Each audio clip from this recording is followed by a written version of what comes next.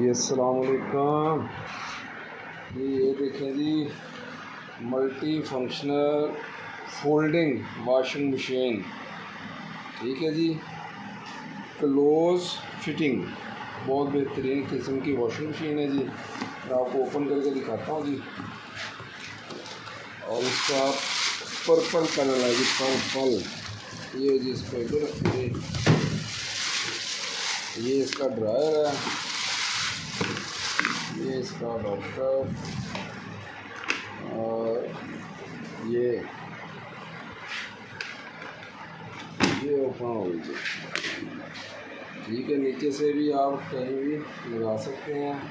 Touch है, touch.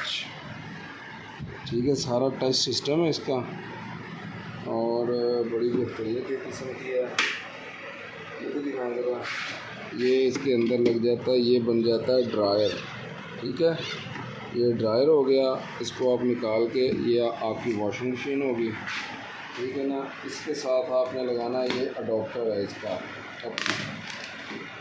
ये पानी के लिए है। ठीक है ना, पानी को ड्रेन करने के लिए इधर से पानी निकलेगा, इधर लगेगा इसका अडॉप्टर।